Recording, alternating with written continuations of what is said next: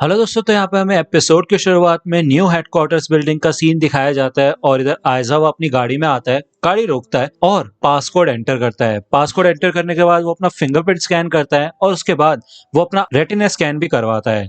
इससे आइज़ावा की इन्फॉर्मेशन उधर आ जाती है, लेकिन जब वो अपनी गाड़ी आगे लेता है तो वहाँ पे एक मेटल डिटेक्टर होता है और उससे पहले वहाँ पे उसे अपना फोन, वॉच और कोई और मेटल की चीज वहाँ रखनी होती है। यहाँ पे आइज़ावा काफी ज्यादा परेशान हो जाता है क्योंकि फिर चाहे वो बेल्ट वगैरह सब कुछ निकाल दे तब भी उसको एंट्री नहीं मिलती, तो वो अपनी पूरी पैंट ही उतार देता है, जिसे देख के वातारी कहते लगता है इन सबको अभी नए सिक्योरिटी सिस्टम की आदत डालनी पड़ेगी, उसके लिए थोड़ा टाइम लगेगा। तो यहाँ पे चीफ कहता है कि क्या हुआ तुम्हारे सर को? तो आइज़ावा कहता है वो मेरी वाइफ से लड़ाई हो गई थी क्योंकि मैं घर नहीं जा पाता, मेरी बेटी छोटी है और मैं उनका ध्यान भी नहीं रख पा रहा इसलिए। तो चीफ कहता है कि मेरे ख्याल से तुम्हें घर पे ही रहना चाहिए और रात भर यहाँ नहीं रुकना चाहिए था। तो यहाँ पे आइज़ावा पूछता है कि रियोज़ाकी किधर है, तो मात्सुदा बताता है कि वो मीसा मीसा के रूम में है और वो डेट पे है। तो आइज़ावा कहता है अच्छा, सर्वेलेंस कैमरा लगा रखे हैं हर जगह। हाँ वैसे मीसा अगर सेकंड की रहे तो बनता भी है, और भगवान पे दया करो मात्सुदा और ये मीसा मीसा वाली बकवास बंद करो, बहुत हो गया है। तो यहाँ पे रियोज़ाकी पूछता है कि मैं तुम्हारा केक ले लूं अगर तुम नहीं खा रहे तो मीसा कहती है हाँ वैसे भी मीठा खाने से फैट बढ़ता है इसलिए मैं ज्यादा नहीं खाती। तो एल कहता है कि हाँ अगर तुम अपने दिमाग का इस्तेमाल करती है तो तुम्हें मोटे होने की चिंता नहीं होती क्योंकि उससे भी कैलोरी बर्न होती है। तो मीसा गुस्सा हो जाती है और कहती क्या कहना चाहते हो कि मैं बेवकूफ हूँ और अपने दिमाग का इस्तेमाल नहीं करती? तो यहाँ पे ये लोग कुछ रैंडम बातें करते हैं और लाइट रियोज़ाकी से पूछते हैं कि रियोज़ाकी भले हम एक नए हेडक्वार्टर्स में आ चुके हैं लेकिन तब भी तुम मेरे को थोड़े मोटिवेटेड नहीं लग रहे, क्या बात है? तो रियोज़ाकी कहता है मोटिवेटेड? हाँ मेरे अंदर मोटिवेशन बची नहीं है, एक्चुअली मैं डिप्रेस हो चुका हूँ। तो लाइट कहते हैं क्यों? तो रियोज़ाकी कहता है मैंने हमेशा से सोचा था कि तुम कीरा हो, लेकिन जब मुझे पता चला कि तुम कीरा नहीं हो और मैं गलत था तो मुझे अच्छा नहीं लगा। भले मुझे अभी भी तुम पे शक है इसलिए तो मैंने तुम्हारे हाथ में चेन बांध रखी है। वैसे कीरा लोगों के एक्शंस को कंट्रोल कर सकता है, तो हम दूसरे शब्दों में ये कह सकते हैं कि कीरा तुम्हें इस तरह से कंट्रोल कर रहा था जिससे कि मुझे तुम पे शक हो कि तुम कीरा हो, और मेरे ख्याल से तुम्हें और मीसा दोनों को ही कीरा कंट्रोल कर रहा था। उस हिसाब से अगर देखा जाए तो सब कुछ मैच होता है। तो लाइट कहता है अच्छा अगर मीसा और मुझे कंट्रोल किया जा रहा था तो इसका मतलब इसी से प्रूव नहीं होता कि हम कीरा नहीं है? तो एल कहते हैं नहीं मुझे नहीं लगता, तुम दोनों हो कीरा। मुझे ऐसा लगता है कि जब लाइट तुम कन्फाइनमेंट में आए थे तब तुम कीरा थे, क्योंकि जब हमने तुम्हें पकड़ा था तब क्रिमिनल्स सच में मरना बंद हो चुके थे, लेकिन उसके सिर्फ 2 हफ्ते बाद ही क्रिमिनल्स फिर से मरना शुरू हो गए। ये सब देखते हुए मुझे ऐसा लगता है कि कीरा की ताकत एक इंसान से दूसरे इंसान को ट्रांसफर की जा सकती है। तो लाइट कहते हैं हाँ वैसे ऐसा होगा तो काफी मुश्किल है क्योंकि इस हिसाब से तो हम असली कीरा को कभी पकड़ ही नहीं पाएंगे। तो रियोज़ाकी कहता है इसलिए तो मैं यहाँ पे लॉस में हूँ, अगर हम किसी ऐसे बंदे को पकड़ भी लेते हैं जो कीरा के कंट्रोल में है तो वो अपनी पावर ही पास कर देगा और उसके पास उस क्राइम की कोई मेमोरी भी नहीं रहेगी, तो उसको हम बंद भी नहीं कर सकते। तो लाइट कहते हैं तो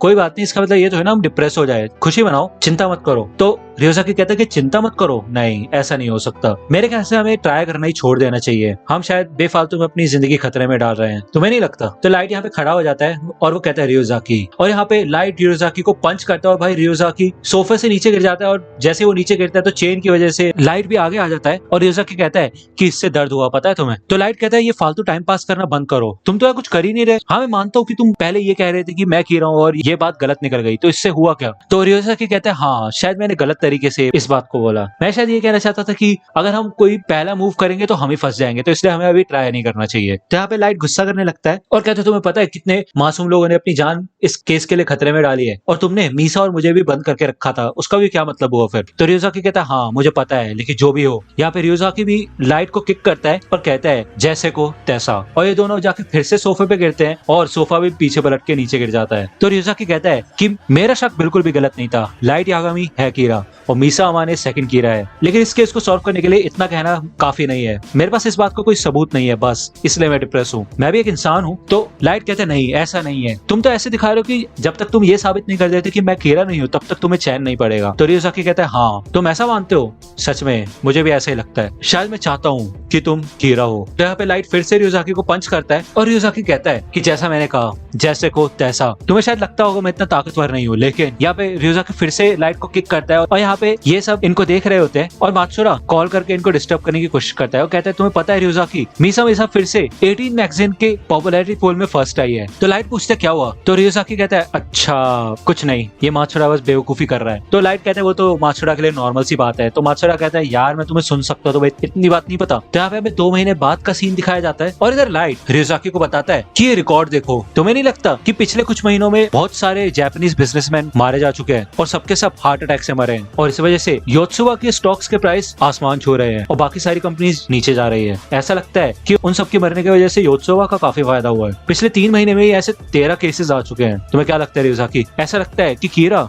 योत्सुबा के साथ है। तो रियुजाकी कहता है कि हाँ, इसको देख के तो ऐसा लग रहा है कि इस वाले कीरा का क्रिमिनल्स को मारने का कोई इंटरेस्ट नहीं है। तो लाइट कहता है हाँ, वो तो अपनी कंपनी के लिए ही लोगों को मार रहा है। तो लाइट कहता है तो अब बताओ रियुजाकी, अब थोड़ा मोटिवेटेड फील हो रहा है? यहाँ पे हमें योत्सुबा की मीटिंग का सीन दिखाया जाता है और इधर ये लोग यही डिस्कस कर रहे होते हैं कि योत्सुबा कंपनी की ग्रोथ काफी ज्यादा बढ़ चुकी है और स्टॉक्स भी अच्छे से बढ़ रहे हैं। हमारी कैलकुलेशंस के हिसाब से सब कुछ ठीक चल रहा है और अभी तक किसी को हमारे ऊपर शक भी नहीं गया है।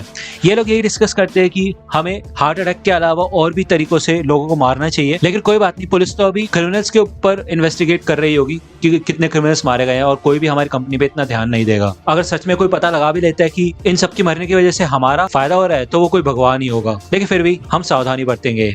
दोस्तों, अगर आप डेथ नोट से जुड़ी मर्चेंडाइज खरीदना चाहते हैं तो उसके लिंक आपको डिस्क्रिप्शन में मिल जाएगी, आप वहां से जाके चेकआउट कर सकते हैं। यहाँ पे चीफ हेडक्वार्टर्स में आता है और उसके साथ मोगी भी होता है। यहाँ पे मात्सुरा चीफ को बता देता है कि लाइट की मदद से हमें पता चला है कि योत्सुबा ग्रुप के साथ कीरा जुड़ा हुआ है। तो चीफ मात्सुरा से कहता है बहुत बढ़िया, हम अभी डायरेक्टर से मिलके आए हैं। और यहाँ पे हमें बताया जाता है कि डायरेक्टर बताता है कि कीरा ने सारे पॉलिटिशियंस को धमकी दी है कि पुलिस को बोले कि कीरा को ना पकड़े वरना वो पॉलिटिशियंस को मारना शुरू कर देगा। इस वजह से अब पुलिस कीरा को पकड़ने में कोई मदद नहीं करेगी। तो चीफ बताता है कि इसका मतलब यही है कि पुलिस कीरा के सामने हार मान चुकी है और अब मोगी और मैंने डिसाइड कर लिया है कि हम रेजिग्नेशन दे देंगे। तो मात्सुरा, आइजावा, अब तुम्हें डिसाइड करना है कि तुम्हें क्या करना है। अगर तुम कीरा को पकड़ना चाहते हो तो तुम्हें अपने रेजिग्नेशन लेटर एनपीए को देने होंगे और अगर तुम रेजिग्नेशन नहीं दोगे और एल के साथ काम करते रहोगे तो तुम्हें एनपीए खुद ही फायर कर देगा। और अब मैं तुम लोगों का चीफ नहीं हूँ, अब तुम्हारी खुद की जिंदगी है और तुम्हें खुद फैसला लेना है कि तुम्हें क्या करना है। तो यहाँ पे आइजावा काफी ज्यादा शॉक हो जाता है और रियुजाकी कहते हैं मेरे ख्याल से तो तुम सबको पुलिस ऑफिसर से रहना चाहिए। मैं शुरुआत से ही अकेला काम कर रहा था और मैं अभी भी अकेला काम कर सकता हूँ। तो लाइट कहते हैं चिंता मत करो रियुजाकी, मैं तुम्हारे साथ हूँ। तो रियुजाकी कहते हैं अरे हाँ, लाइट मेरे साथ है तो चिंता मत करो, तुम सब अपनी पुलिस की जॉब रख सकते हो, क्योंकि अगर तुम पुलिस ऑफिसर्स नहीं हो तो तुम वैसे भी मेरी इतनी मदद नहीं कर पाओगे। एज अ पुलिस ऑफिसर तुम ज्यादा मदद कर पाते। अगर तुम मेरे साथ अब काम करोगे तो ऐसे ही रहेगा कि नॉर्मल सिविलियंस मेरे साथ काम कर रहे हैं। तो चीफ कहता हाँ, मैं मानता हूँ कि हम पुलिस ऑफिसर्स नहीं रहेंगे, लेकिन हमारी फीलिंग्स का क्या? हमने अपनी जान खतरे में डाली थी कीरा को पकड़ने के लिए, तो शायद हम इतना तो फैसला कर ही सकते हैं कि हमें क्या करना है। तो ऐसा पूछते हैं कि बाई चांस अगर हमने कीरा को पकड़ भी लिया तो उसके बाद हम क्या करेंगे, हमारे पास कोई जॉब ही नहीं होगी। तो चीफ कहता है शायद फिर मेरे को अपना रिज्यूमे क्लियर करना होगा और जॉब ढूंढनी पड़ेगी, है ना। तो मात्सुरा काफी एक्साइटेड हो जाता है और वो कहता है ठीक है, मैं भी आपके साथ ही हूँ। और वैसे ही अगर मैं एक पुलिस ऑफिसर रहता तो मुझे बहुत बेकार फील होता। तो यहाँ पे चीफ मात्सुरा को डांट देता है और मात्सुरा यहाँ पे पीछे मुड़ के देखता है आइजावा को, क्योंकि आइजावा की यहाँ पे फैमिली होती है और उसको अपनी फैमिली को सपोर्ट करने के लिए जॉब करना जरूरी होता है। आइजावा रियुजाकी से पूछता है कि क्या मैं पुलिस ऑफिसर रह के भी तुम्हारी फ्री टाइम में मदद कर सकता हूँ। तो रियुजाकी कहता है नहीं, अगर तुम पुलिस ऑफिसर रहते हो तो यहाँ पे मत आना। तो आइजावा कहता है मेरा यकीन करो, मैं कोई भी इन्फॉर्मेशन लीक नहीं करूंगा। तो रियुजाकी कहता है मैं तुम्हें कोई इन्फॉर्मेशन दूंगा ही नहीं। भले तुम एक डिटेक्टिव हो और तुम खुद चाहो तो कीरा को पकड़ने के लिए जा सकते हो, लेकिन मेरे ख्याल से तुम्हें अपनी फैमिली के बारे में ज्यादा सोचना चाहिए और अपनी जान खतरे में नहीं डालनी चाहिए। तो चीफ यही कहता है कि तुम्हें कोई भी दोष नहीं देगा आइजावा, तुम छोड़ सकते हो, कोई दिक्कत नहीं है। तो आइजावा कहते हैं लेकिन चीफ आपकी भी तो फैमिली है ना, आप भी तो जॉब छोड़ रहे हो। तो चीफ कहता है मेरी सिचुएशन अलग है, समझने की कोशिश करो। तो आइजावा कहता है कि मैंने हर पल ये सोचा था कि मैं कभी भी अपनी जान दे सकता हूँ और मैं हर पल मरने के लिए तैयार था कीरा को पकड़ने के लिए। ऐसा कैसे हो सकता है? फिर मैं पुलिस बना ही क्यों जब मैं बुरे लोगों को पकड़ नहीं सकता। तो यहाँ पे वातारी बोलता है कि रियुजाकी तुमने कहा था ना कि अगर किसी वजह से हमारे टास्क फोर्स के मेंबर की नौकरी चली जाती है तो हमारे पास इतना पैसा है कि हम उनको फाइनेंशियल सपोर्ट दे सकते हैं और उनकी फैमिलीज के खर्चों को भी कवर कर सकते हैं उनकी पूरी जिंदगी भर के लिए। तो तुम उनको ये बात क्यों नहीं बता रहे? तो यहाँ पे रियुजाकी कहता है अपना मुंह बंद रखो वातारी, तुम्हें पता होना चाहिए कब क्या बोलना चाहिए। तो यहाँ पे मात्सुरा कहते हैं हाँ ऐसा है क्या, इसका मतलब हमें टेंशन लेने की कोई जरूरत नहीं है। देखा आइजावा, अब तो तुम खुश हो ना। तो यहाँ पे आइजावा को गुस्सा आ रहा होता है और वो कहता है रियुजाकी तो तुम क्या देखना चाहते थे? तुम ये जानना चाहते थे कि मैं पुलिस को ज्वाइन करूंगा या फिर तुम्हें? क्या तुम मेरा टेस्ट ले रहे थे? तो चीफ कहता है नहीं नहीं आइजावा, ऐसी बात नहीं है, तुम्हें पता ही है रियुजाकी ऐसा ही है, वो डायरेक्टली कुछ भी नहीं कहता। तो रियुजाकी कहता है नहीं, मैं टेस्ट कर रहा था तुम्हें, मैं जानना चाहता था कि तुम किसे चूज करोगे। तो यहाँ पे आइजावा को गुस्सा आ जाता है और वो कहता है ठीक है कोई बात नहीं, मैं तुम्हें छोड़ के जा रहा हूँ और पुलिस के साथ ही ज्वाइन हो जाऊंगा। शायद मैं तुम्हारी तरह इतनी जल्दी डिसीजन नहीं ले पाया ना, इसलिए मेरे साथ ऐसा हो रहा है, लेकिन कोई बात नहीं, मैं एक पुलिस ऑफिसर ही रहूंगा। ये लोग आइजावा को रोकने की कोशिश करते हैं, लेकिन आइजावा बोलता है कि एक और बात मैं तुम्हें साफ साफ बता दूं, मुझे रियुजाकी से नफरत है और इसके काम करने के तरीके से भी नफरत है। तो रियुजाकी कहता है लेकिन मुझे तुम जैसे लोग बहुत पसंद है। तो यहाँ पे आइजावा कहते हैं हाँ, और ये बात तुम्हें शर्म नहीं आती ऐसा बोलते हुए? तुम ऐसी चीजें कैसे कह सकते हो? मैं तो यहाँ से जा रहा हूँ, हो गया बस तुम्हारा बहुत। तो रियुजाकी कहता है तुम्हारे साथ काम करके अच्छा लगा। यहाँ पे हमें अगले दिन का सीन दिखाया जाता है और ये ये लोग अभी भी योत्सुबा के ऊपर रिसर्च कर रहे होते हैं, लेकिन तभी यहाँ पे चीफ आता है। वो कहता है मैंने एक और चीज नोटिस की है कि जिन भी लोगों के मरने की वजह से योत्सुबा का फायदा हुआ है वो सभी लोग अराउंड फ्राइडे और सैटरडे को ही मारे गए थे। भले ही शुरुआत में ये रैंडमली मारे जा रहे थे, लेकिन उसके बाद ये फ्राइडे की रात को और सैटरडे की दोपहर में ज्यादा मारे जाने लगे। तो लाइट कहता है क्या बात है डैड, आपने तो काफी कमाल किया ये पता लगा के, हमें तो ये पता ही नहीं चलता। तो चीफ कहता है हाँ ऑब्वियसली यार, मैं तुमसे और रियोजाकी से पीछे नहीं रहना चाहता और मैं तुम पे बोझ बन के थोड़ी ना रहना चाहता हूँ। तो मात्सुरा कहता है क्या बोझ बन के?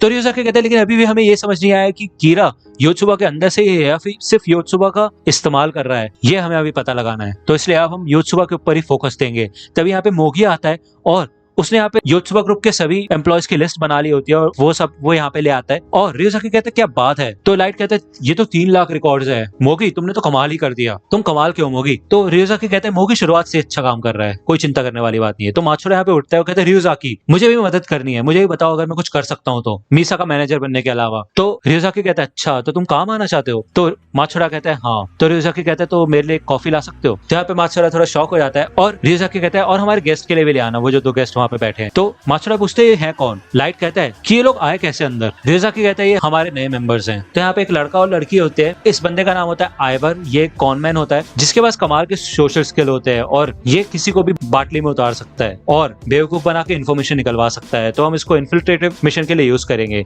और वेडी एक चोर है और ये किसी भी सिक्योरिटी सिस्टम को तोड़ के अंदर घुस सकती है और इस बात का सबूत ये है कि ये इस बिल्डिंग में बिना पकड़े अंदर आ गई। तो चीफ कहता है कि हम क्रिमिनल्स के साथ काम करेंगे। तो रियोजाकी कहता है हाँ, लेकिन ये कोई ऐसे क्रिमिनल्स नहीं है, तुम इन्हें प्रोफेशनल मान सकते हो, इसलिए कीरा की नजरों में नहीं आए हैं। तो लाइट कहते हैं हाँ, अगर हमें योत्सुबा को इन्वेस्टिगेट करना है तो हमें ऐसे लोगों की जरूरत है, चलो हम साथ काम करेंगे। यहाँ पे हमें दूसरी ओर आइजाओ का सीन दिखाया जाता है और वो यहाँ पे एक पार्क में बैठा होता है और साइड में से उसकी वाइफ और उसकी बेटी जाती है, लेकिन उसकी बेटी आइजाओ को पहचान लेती है और उसके पास आ जाती है। तो आइजाओ कहता है तुम लोग यहाँ पे क्या कर रहे हो? तो आइजाओ की वाइफ बोलती है कि तुम आज रात घर पे आने वाले हो, क्योंकि मैंने तो अपने लिए और अब हमारी बेटी के लिए खाना बनाया है। तो आइजाओ की बेटी कहती है कि आप मेरा खाना खा लेना, कोई बात नहीं। तो आइजाओ कहता है मुझे माफ करना, मेरे को अभी ब्रेक मिला है इसलिए बताने का समय नहीं मिला। तो आइजाओ की बेटी कहती है कि इसका मतलब आप मेरे को घुमाने भी ले जा सकते हो है ना आपको, क्योंकि छुट्टी मिली है। तो आइजाओ कहता है हाँ, अब मैं तुम्हें हर हफ्ते घुमाने ले जा सकता हूँ बेटा, तुम्हें पार्क भी ले जा सकता हूँ और शायद तुम्हें जू भी ले जा सकता हूँ मैं। तो यहाँ पे आइजाओ रोने लग जाता है और कहता है शायद तुम्हें अम्यूजमेंट पार्क भी ले जा सकता हूँ। तो आइजाओ की बेटी पूछती है क्या हुआ पापा, आप रो क्यों रहे हो? मॉम पापा रो क्यों रहे हैं? तो यहाँ पे आइजाओ इसलिए रो रहा होता है क्योंकि उसको केस में काम करना होता है कीरा को पकड़ने के लिए, लेकिन वो यहाँ पे बहुत ज्यादा मजबूर होता है क्योंकि वो अपनी फैमिली को भी नहीं छोड़ सकता और उसे जॉब की भी जरूरत होती है। तो दोस्तों आज की वीडियो के लिए सिर्फ इतना ही। आई होप कि आपको ये वीडियो पसंद आई होगी। अगर आपको ये वीडियो पसंद आई हो तो प्लीज लाइक कीजिए, अपने दोस्तों के साथ शेयर कीजिए और मेरे चैनल को सब्सक्राइब करना मत भूलिएगा। और अगर आप मुझे कांटेक्ट करना चाहते हैं तो आप मुझे इंस्टाग्राम पे कांटेक्ट कर सकते हैं, मेरे पेज की लिंक आपको डिस्क्रिप्शन में मिल जाएगी। मिलता हूँ आपसे अगले वीडियो में, तब तक के लिए गुड बाय।